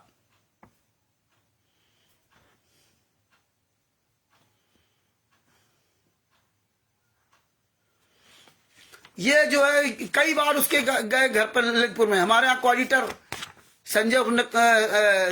संजय कटियार, सुग्रीव प्रसाद मौर्य, ये कई बार वहां गए, कई बार उसके पास गए, उसका जो है उसके बयान बदलवाने के लिए उसके पास गए, लेकिन वो तैयार नहीं था। और ये बताया कि साला वो मान नहीं रहा, और इस बार गए कहना चुपचाप पीछे से उसकी फोटो खींच लिया, वीडियो बना लिया, फोटो खींच लिया। इस तरह ने 420 फ्रॉड करके इनको फंसाया। ये जितने लोग बयान बदलते ज्यादातर इन सब के साथ इन्होंने जाति की है। बाबा सीताराम जी को साहब, जय सीताराम जी महाराज जी, जय महाराज जी। तो इन सब पर ज्यादती की इन्होंने, क्योंकि आप लोगों ने संत रामपाल जी महाराज के मूर्ख शिष्यों ने पैसा दे देकर इनको मोटा कर दिया, राष्ट्रीय समाज सेवा समिति गुंडों को। तो इन्होंने इन सब के बयान बदलवा दिए, और देखो खुद अपने वही बयान दिए, क्या हमने संत रामपाल जी महाराज के कहने पर 5 महिला बच्चे की हत्या की। ये 28 गुंडे राष्ट्रीय समाज सेवा गुंडे ये कह रहे हमने हत्या की, और इनके बयान बदलवा दिए कि नहीं इन लोगों ने हत्या नहीं की। तो ये हॉस्टाइल करवा दिया, और ये फंस गया। जज ने इन पर जो ना कोर्ट ऑफ कंटेम्प्ट का केस लगा दिया। आज भी वो केस चल रहा है, ये मर रहे हैं, तारीखों बजा रहे हैं। इनके परिवार वाले भी मरे, और इन्हीं को केस में फंसा दिया राष्ट्रीय समाज सेवा समिति गुंडे, सतलोक आश्रम संचालक गुंडों ने। और यही संगत आज उन्हीं का साथ दे रही है। धिक्कार है। यह सारा किसी भी युग में ऐसा नहीं होगा, सदियों चारों युगों में ऐसा नहीं होगा कि हत्यारे, गुंडे, बलात्कारी का सारा प्रमाण सबके पास, जजमेंट की फाइल सबके पास, इसके बाद लाखों भगत इनके यहां जा रहे हैं। तो इनका क्या होगा? इनको तो नरक में भी ठिकाना नहीं मिलेगा। और संत रामपाल जी महाराज ने यह दया की, जो हमारे आपके पास जजमेंट की फाइल भेज दी, नहीं तो ये आज तक कभी फाइल नहीं भेजते। और देखो कहते क्या, पढ़ना नहीं इनकी पुस्तक, फर्जी ऑडियो लेके आकर गुरु जी का आदेश है, पढ़ना नहीं। बताइए, मतलब ये हालात है, ये देश कहां जा रहा है।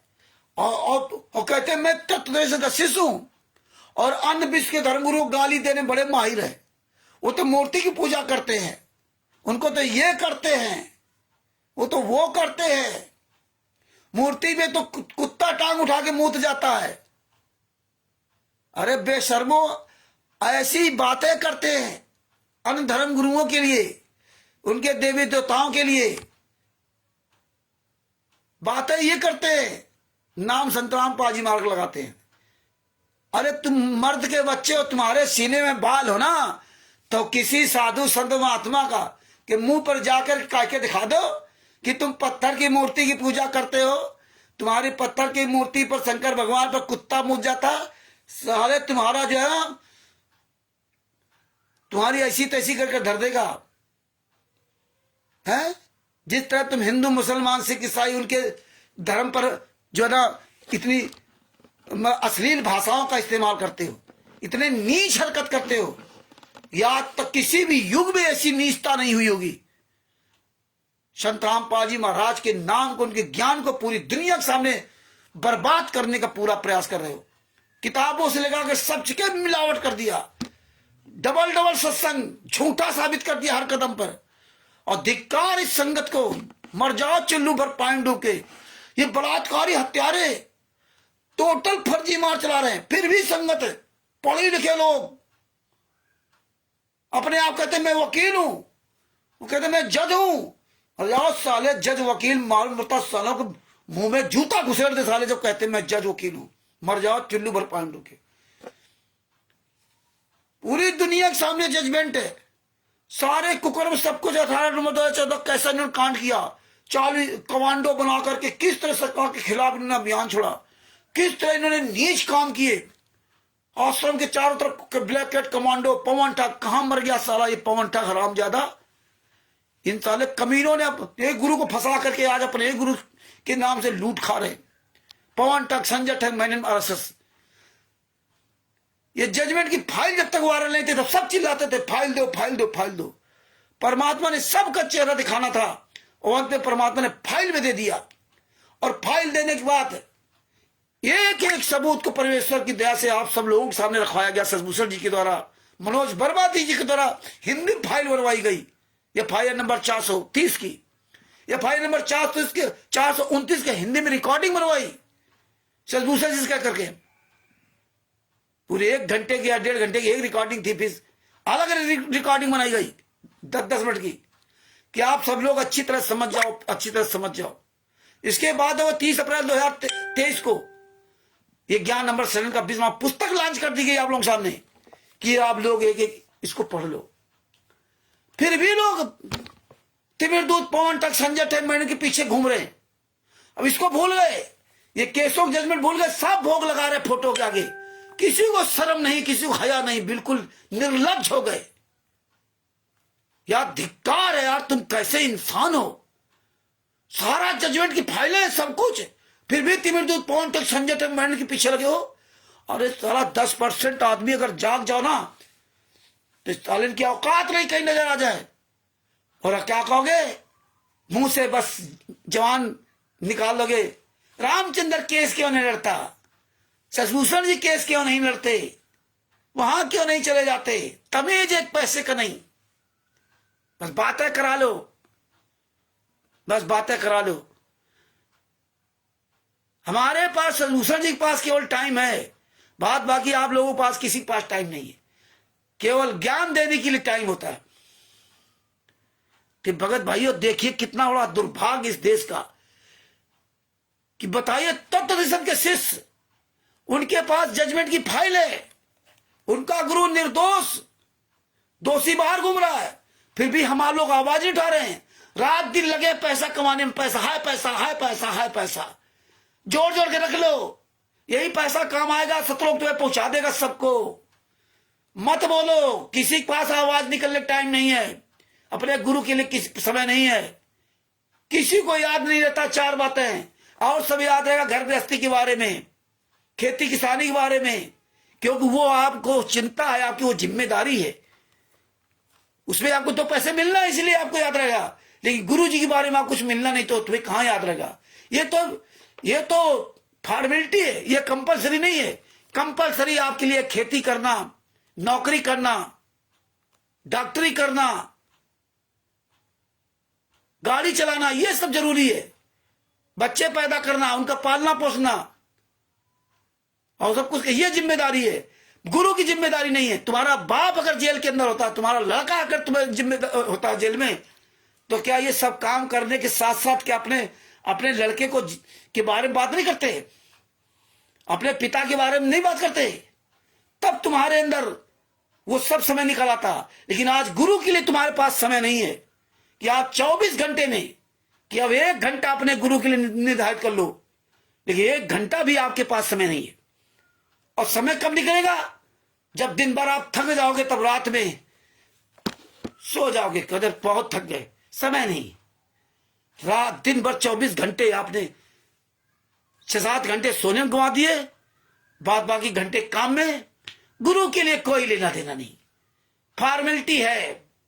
अरे 1 घंटा रोज समय निकाल लो अपने गुरु के लिए, लेकिन नहीं निकालोगे, जिस दिन टांग टूट जाएगी, जिस दिन अधरंग मार जाएगा, तो जिंदगी भर में समय समय रहेगा, समय समय।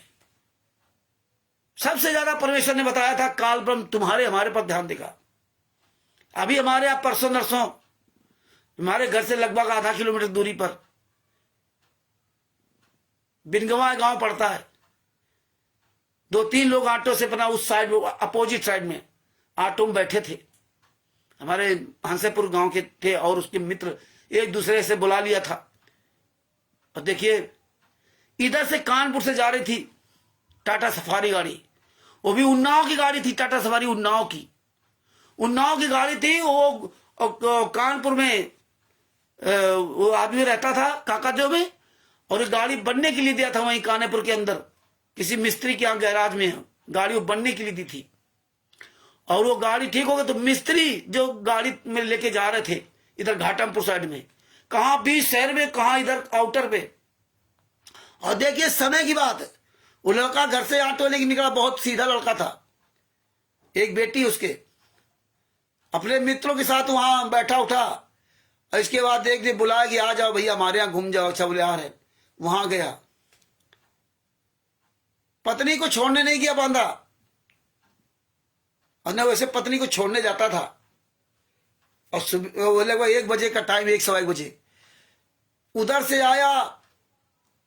ये 3-4 लोग थे, 3 या 4 लोग थे। ऑटो खड़ी किया उस साइड में कि उस उधर से आ रहा था तो उसी साइड में खड़े होगा। सामने दुकान थी चाय की, मसाला की दुकान थी, वहां से लड़के से मसाला मंगवाया, एक कुतारा मसाला लेके आया। फिर वो पैसा देने गया, ऑटो स्टार्ट किया कि वो पैसा दे के आएगा, बैठ के चल देंगे। अब देखिए टाटा सफारी इधर कानपुर से जा रही थी, बता रहे थे कि 120 या 150 की स्पीड थी। वो टाटा सफारी इधर से जा रही थी गाड़ी, वो गाड़ी उधर खड़ी थी। वो पता नहीं कैसे एक पल नहीं लगा, वो गाड़ी उधर जा करके एक मोटरसाइकिल खड़ी थी उसमें टक्कर मारी, वो भूसी हो गई, ऑटो भूसी हो गई। और वो एकदम पिक्चर स्टाइल, पिक्चर में दिखाते बताते, वहां देखने वाले एकदम ऐसे उठी ऊपर को, 2-3 लोग खड़ी खाई। और जो लड़का मसाला पैसा देने गया था वो दहशत में गिर गया, तो उसका हाथ टूट गया, पैर टूट गया। और वो तो गाड़ी लोखड़ी खा गई थी, पलट गई थी, 3 पलटी खाई। अगर पलटी ना होती ना तो सीधे जाते तो और मर जाते। तो वहां कुल मिला 5 आदमी मर गए, 5, बताइए 5 आदमी मर गए, भूसी हो गई गाड़ी, इतनी स्पीड वाली थी। और वो देखो जो 3 बैठे थे गाड़ी के अंदर, गाड़ी से निकले और रफू चक्कर हो गए, उनके कुछ नहीं हुआ। 3-4 बोतलें 5 बोतलें शराब, ये हमारे पीछे थोड़ा दूर कहीं रहते हैं, यही इस क्षेत्र के लड़के थे वो, बताइए। तो ये इसलिए आपको बता रहा हूं घटना कि अभी आप लोग बड़ा खुश हो, समय नहीं निकाल रहे हो। एक पल में पता नहीं क्या हो जाएगा। क्या पता था उनको, क्या कहां जा रहे थे, कहां थे, क्या था क्या नहीं था। 1 सेकेंड में नहीं लग, 1 सेकेंड नहीं लगा, सब काम खत्म। तो भगत भाइयों, मैं आप लोगों से बहुत हाथ जोड़ के प्रार्थना करता हूं। आप करो मुझे आता नहीं, बोलना नहीं, कह नहीं बोलना आता, दिन भर बोलते हो। ये सच्चाई बोलो, आवाज उठाओ, न रोगे। परमात्मा कहते हैं गरीब दाजी भक्त जात है, रोगे इस पहरे नू। इस समय को रोगे आप, पछताओगे, फिर कहोगे परमात्मा मुझे ये बना दे, मुझे फिर इंसान की तरह दे दे। अरे यार, इतना अरबों खरबों रुपए तुम्हें शरीर दिया, रात दिन मरने के लिए दिया था क्या? घर मकान, 7 दिन सुबह शाम तक हाय पैसा हाय पैसा हाय पैसा, इसीलिए दिया था का शरीर? शरीर तो भक्ति के लिए दिया था। सब कुछ है, जिसके पास है वो और मरा जा रहा है, जिसके पास नहीं है तो वो तो बेचारा चलो जैसे तैसे अपना गुजारा कर रहा है, जिसके पास भरा पड़ा है वो और मरा जा रहा है। लेकिन अपने गुरु के लिए कोई लेना देना नहीं, वो पैसा वो जरूरी है। कहते पैसे से सब काम होगा। ज्ञान कराओगे नरसिंह जी का, ज्ञान की बात करोगे नरसिंह जी की, इब्राहिम सुल्तान अधम जी की, ज्ञान की बात करोगे शिव शम्मन नेकी की। समय रहते हम आप लोगों से आप निवेदन करता हूं कि भैया आप सब लोग बोलो, अरे अपने गुरु को फर्स्ट प्रायोरिटी दो, अपने गुरु को पहले नंबर पर रखो। कृष्णा दासी जी को साहब, राहुल जी को साहब, आप लोगों को शर्म आती किसी किसी को बोलने में। अब यह ना सोचना कि आप जो लोग बोल रहे मैं उनके लिए कह रहा हूं, क्योंकि आदमी गलत बहुत जल्दी सोच लेता है, गलत बहुत जल्दी उसके अंदर भाव आ जाते हैं। जो नहीं बोल रहे हैं, जो कहते कभी कभी बोल दिया टाइम निकल आया, अरे जिनकी यार मजबूरी है, जो बेचारे नहीं उनके पास दाल रोटी चल पा रही, नहीं बोल पा रहे, चलो एक बात ठीक है। लेकिन यार तुमको जो परमात्मा ने दे दिया भगवान दे तो यार आवाज उठाओ ना। लेकिन तुम्हारे पास तो बिल्कुल समय नहीं है। वो गरीब आदमी पास समय निकल आएगा, वो गरीब आदमी तो रिक्शा चलाते हो जाएगा तो वीडियो बना डालेगा, वो गरीब आदमी बिंदु जैसा आदमी साइकिल में जाकर के जाता हुआ वीडियो बना डाल देगा। सुरेश ग्रासी अब तो मान लो काक भूषण में चला गया, जो तो गरीब आदमी हो, वो बेचारा रास्ते चलते चलते अपना काम पे जाता था तो वीडियो बना डालता था। वो अलग बात है कि आज काल ब्रह्म ने इसको जो ना चपेटा दे दिया तो काक भूषण चला गया। लेकिन उसने ये काम किया, जो भी कोई अच्छा काम किया होता है उस अच्छे काम की भी मैं तारीफ करता हूं, बात करता हूं। ये नहीं कि जो अच्छे काम किया था उसका हम इग्नोर कर दें, नहीं। तुम्हारे पास समय नहीं है भगत भाइयों, इसलिए जाग जाओ, ये सब पढ़ो। ये देखो किस तरह से हम बेवकूफ बनाया गया, और देखिए संत रामपाल जी महाराज को झूठा साबित किया गया। ये पढ़ो, ये भाई पेज नंबर 166, 167, 169, ये सब पढ़िए। देखिए इसमें बचाव पक्ष ये क्या कह रहे थे, महेंद्र भगोड़ा क्या कह रहा था, संत रामपाल हार्ट की बीमारी, हार्ट की बीमारी, हार्ट की बीमारी। Doctor LK. झा कार्डियोलॉजिस्ट, हृदय रोग स्पेशलिस्ट डॉक्टर एल.के. झा का पेज नंबर 160 बयान देखो क्या लिखा है।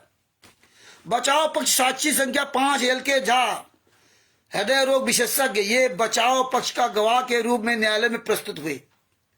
ये डॉक्टर अनंत राम हॉस्पिटल द्वारा संचालित अस्पताल में विजिटिंग कंसल्टेंट डॉक्टर हैं। बरवाला में अस्पताल है अनंत राम का, झूठा गद्दार मक्कार संत रामपाल जी का दुश्मन है अनंत राम। ये अपने बयान में बताए, डॉक्टर एल.के. झा ने अपने बयान में बताया कि दिनांक 8/11/2014 को शाम 8:45 सतलोक आश्रम रामपाल जी का मेडिकल चेकअप के लिए ले गए। इसको बुलाया, ये डॉक्टर को बताया कि हमें यहां से ले गए थे संत रामपाल जी महाराज का मेडिकल चेकअप करने 8/11/2014 को, ध्यान रखना 8/11/2014 को। उनके अनुसार हाइपरटेंशन के मामले ज्ञात हुए, मतलब उनको हाइपरटेंशन था, क्योंकि ये धमकी देते थे जान से मार देंगे। अब देखिए वक्त भाइयों, पंचकूला से अरेस्ट करके ले आए। जब 5/11/2014 को संत रामपाल जी महाराज जा रहे थे चंडीगढ़ हाईकोर्ट में पेश होने के लिए, तो ये 5 वहां पंचकूला से गन पॉइंट पे, मतलब गन के मतलब धमकी दे करके कि जान से मार देंगे, वहां से वापस ले। अब मार भी देते तो क्या होता, लेकिन इनको जिंदा रखना था कि इनके नाम से हमें लूटना है।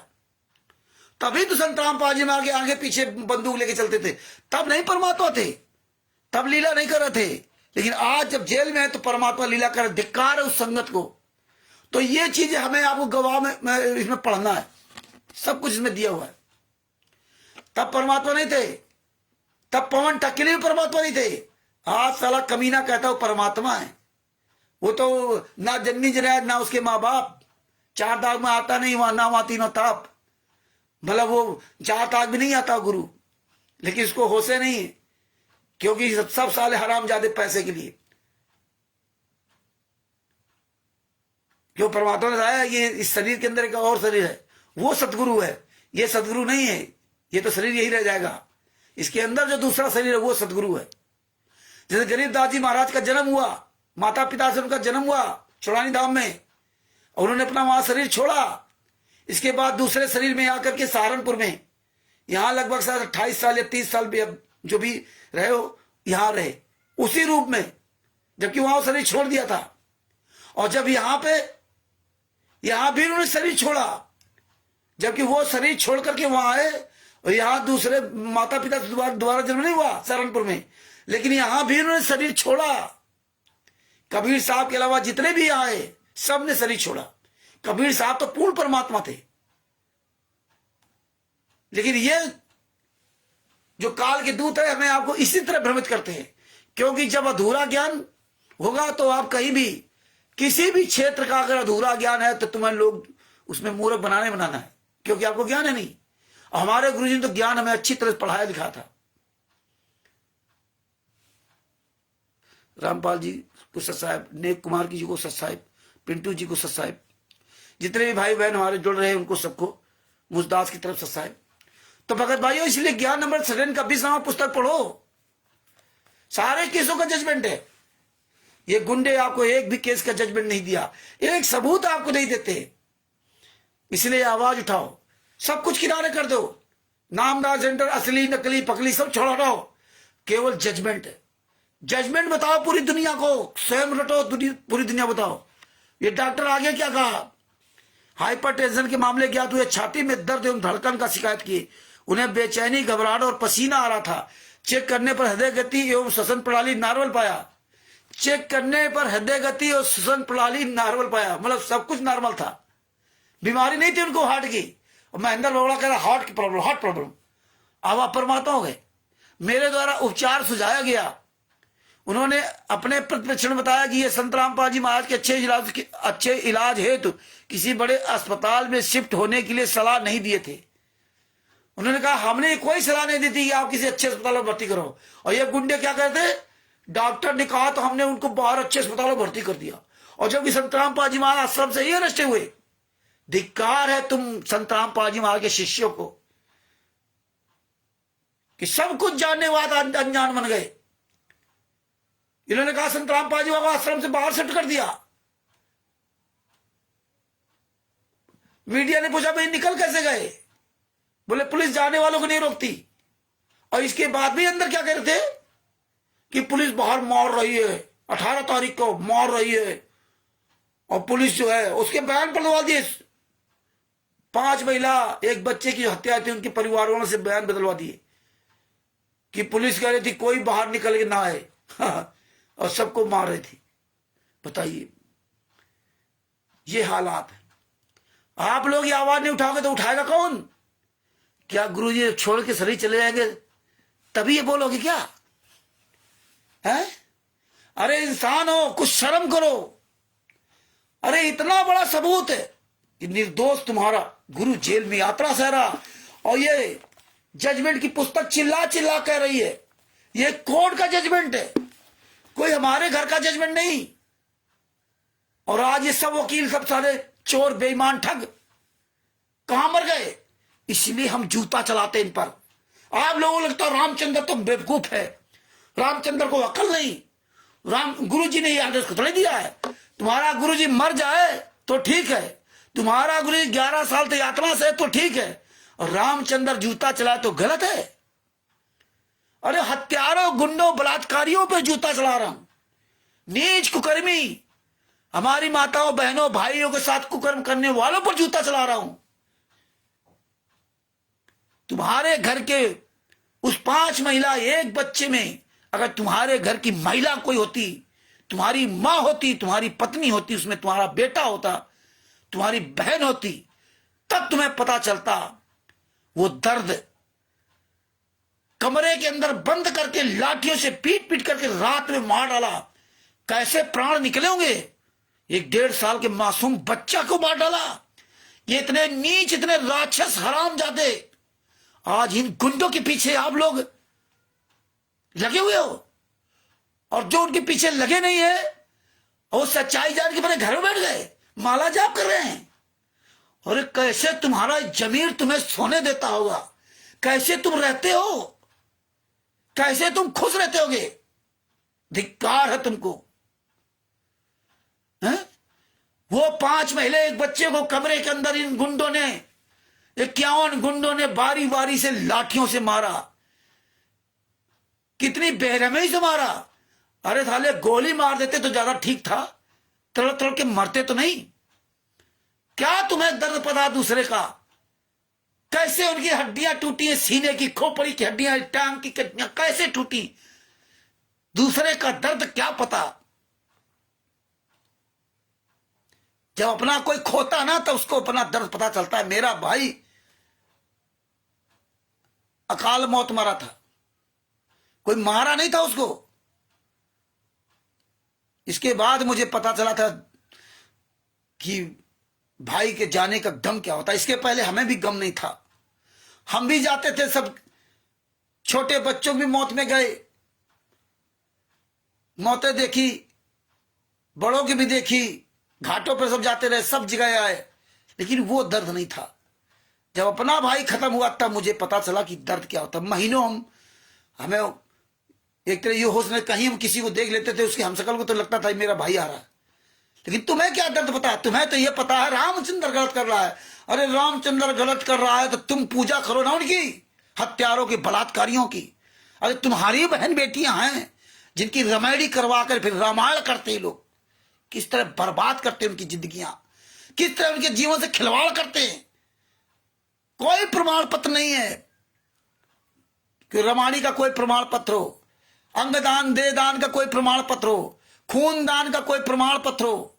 किस संस्था के द्वारा होता है? तुम मूर्ख बन करके तुम्हारे जिंदगी के साथ खिलवाड़ किया जा रहा।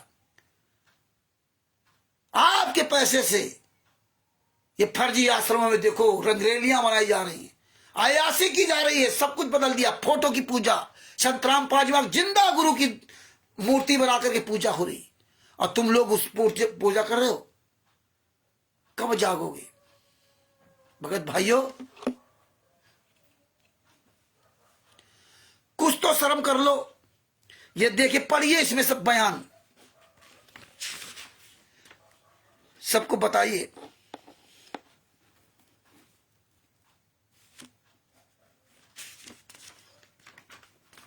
लेकिन क्या बताएं, गुरुजी ने बताया एफआईआर नंबर 429 सन 2014 से संबंधित मामले का जन्म बरवाला कांड से हुआ, ये आप सभी जानते हैं। और बरवाला कांड का जनक राष्ट्रीय सभा सेवा समिति एवं इनके ब्लैक कैट कमांडो तथा गुरु जी के मौजूद भगतगण है, जो दिनांक 14/7/2014 को हिसार न्यायालय को अपने अवैध कब्जे में लेकर तथा वहां के अधिवक्ताओं के साथ धक्का मुक्की एवं हाथापाई करके रामपाल जी महाराज को वीडियो कॉन्फ्रेंसिंग के माध्यम से रोहतक कोर्ट में पेश होने से रोककर कोर्ट की अवमानना का अपराध कारित किया। यह अपराध गुरु जी के सिर चढ़ा। इस अपराध के संबंध में चंडीगढ़ हाई कोर्ट में दिनांक 21/7/2014 को अवमानना का केस गुरु जी के विरुद्ध दायर हुआ।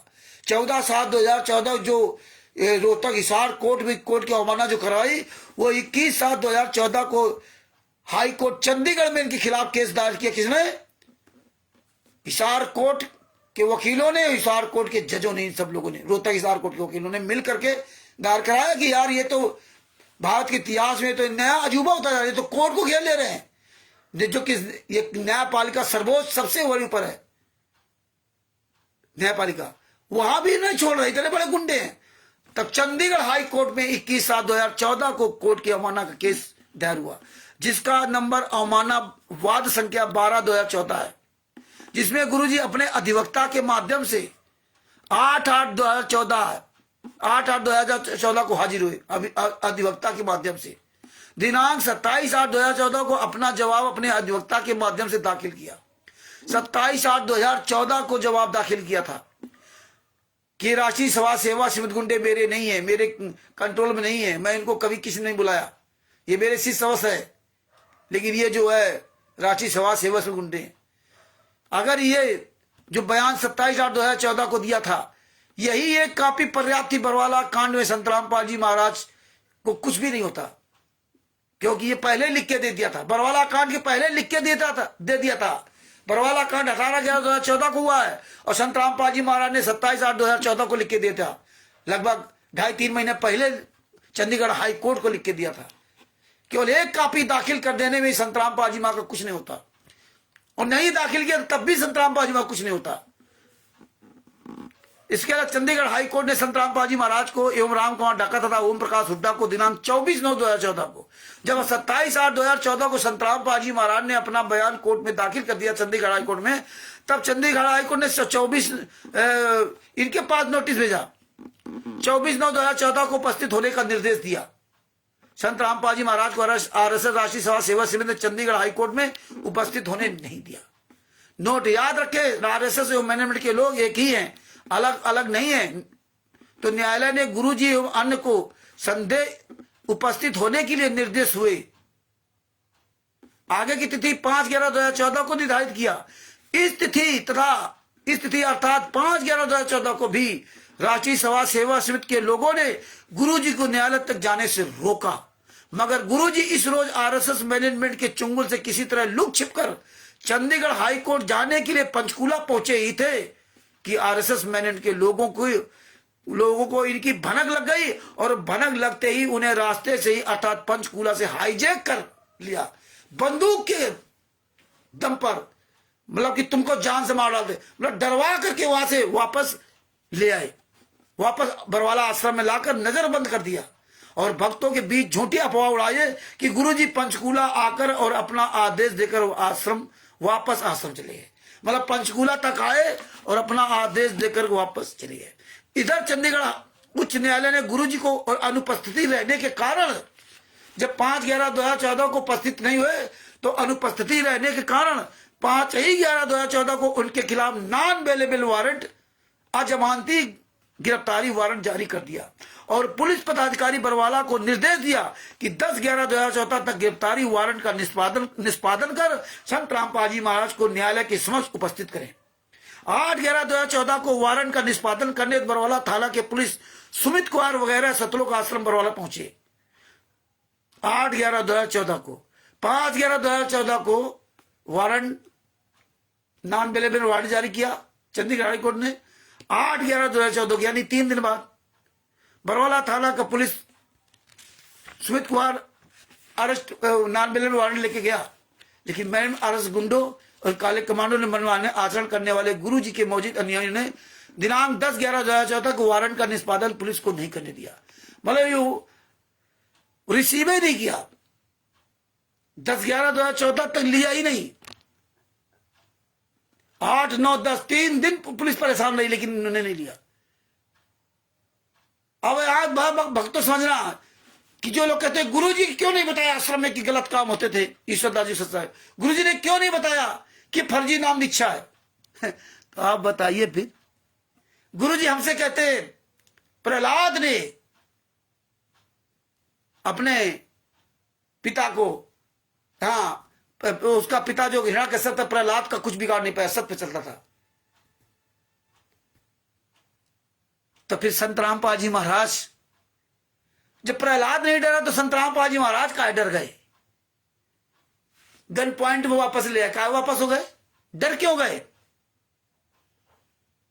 क्या वो आम इंसान है? जो आम इंसान डरता है ना, हमें तो संत रामपाल जी महाराज सिखाते हैं विदुर जी की तरह सच बोलना, विदुर जी की तरह सत्य बोलना। हाँ। सच बोलेगा वही बचेगा, झूठ ना बोलना, किसी डरना नहीं, डरना नहीं, पीछे हटना नहीं, वो बोलते नहीं परमात्मा। हाँ हाँ, और खुद डर गए बंदूक से। यही तत्व ज्ञान आपको समझना पड़ेगा कि वो डर गए कि वो अपने मर्यादाओं में बंधे थे। उनको कौन मार सकता जो गुरु की शरण में होगा? जब प्रहलाद का बाल बांका नहीं हुआ और सदरा जी के तो हाथ वापस आ गए,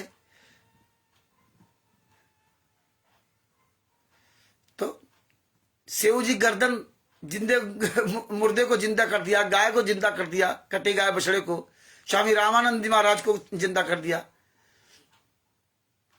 गुरु में वो ताकत, वो शक्ति होती है, वो परमात्मा शक्ति देता है, लेकिन परमात्मा को सब दिखाना था, कि परमात्मा ने इसीलिए आश्रम में बताया था कि तुम लोग यहां आते हो, सत्संग से मतलब नहीं है। परमात्मा ने कितना समझाया हमें, लेकिन हम लोग सत्संग कहां सुनते थे। तो मूर्खों, ये बात है समझो जो कहने लगते हो कि गुरु जी के सामने तो नाम दीक्षा दी जा रही थी 2012-13 से ना, कभी परमेश्वर भक्ति चलता रहा, मनिंदा धर्मा बंदी छोड़ भक्ति मुक्ति चलता रहा, लेकिन वो भूल जाते हो कि महिला के द्वारा 20 दिन नाम, लगभग 20 दिन नाम दीक्षा दिलवाई गई गुरु जी के रहते सहते। गुरु जी ने कितना सत्संग में सुनाया, कितना सुनाया कि हाँ मतलब 2 काल के दूत हो गए, वो नाम दीक्षा देने लगे, उससे भला नहीं होगा। और कैसे बताएं? सतगुरु सैन पहचाने पाया अटल सुहाग है, वो तो काल से अनुबंध है। न परमात्मा तो जो जीत का रूप धारण करके कहा है, वो गए थे तपस्या पर। कबीर साहब का रूप धारण क्यों नहीं कर गए थे? क्या डरते थे क्या? तो भगत भाइयों, ये समझो,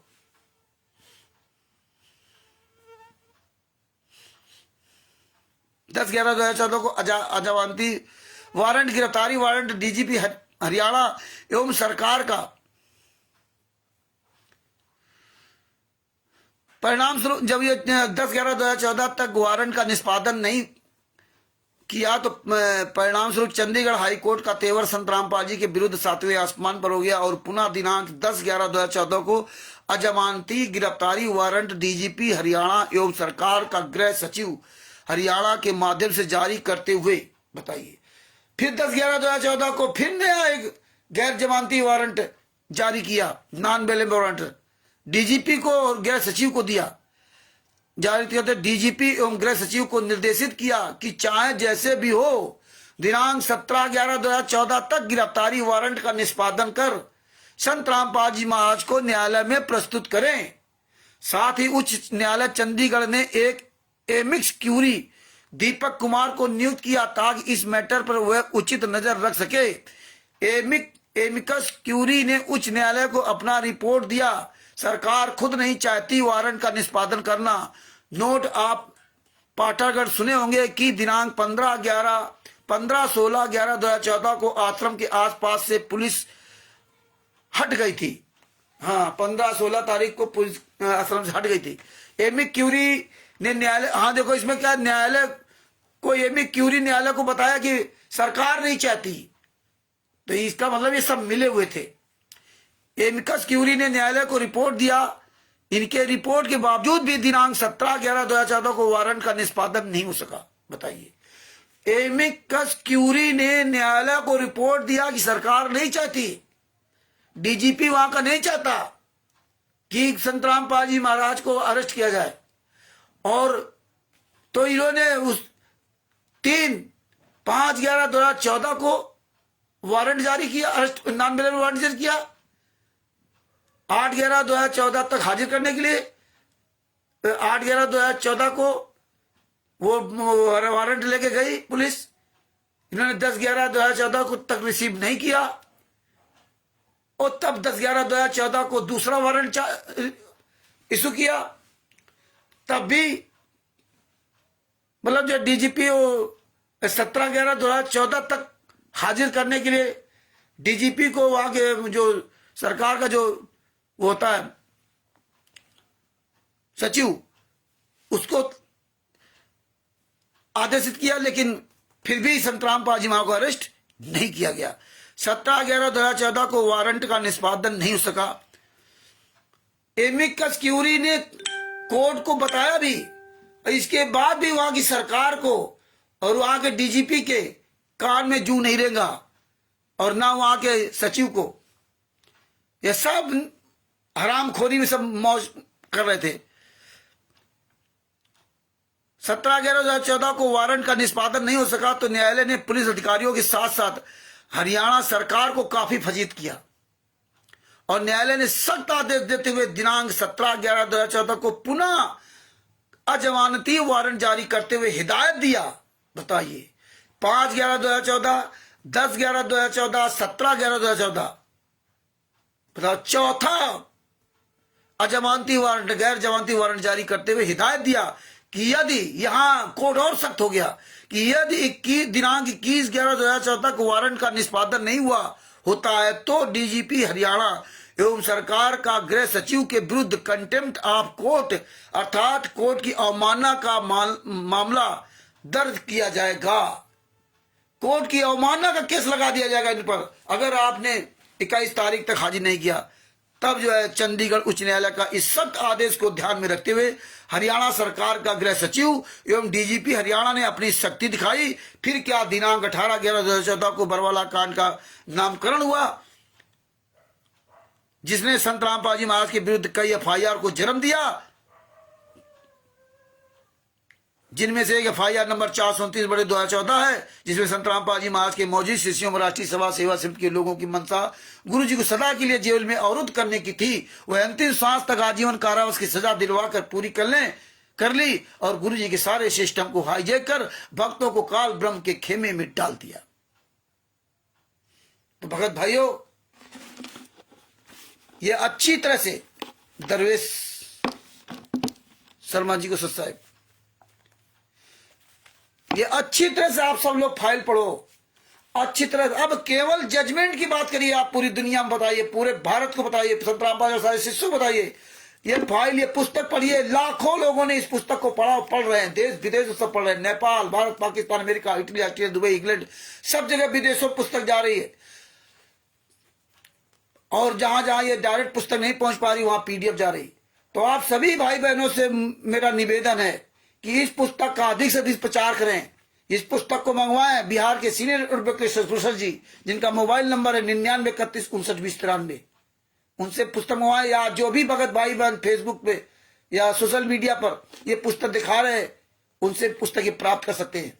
और इसमें नंबर दे रहे हैं, कई भगत भाई बहन अपना नंबर दे रहे हैं, मोबाइल नंबर, आप उनसे भी पुस्तक प्राप्त कर सकते हैं।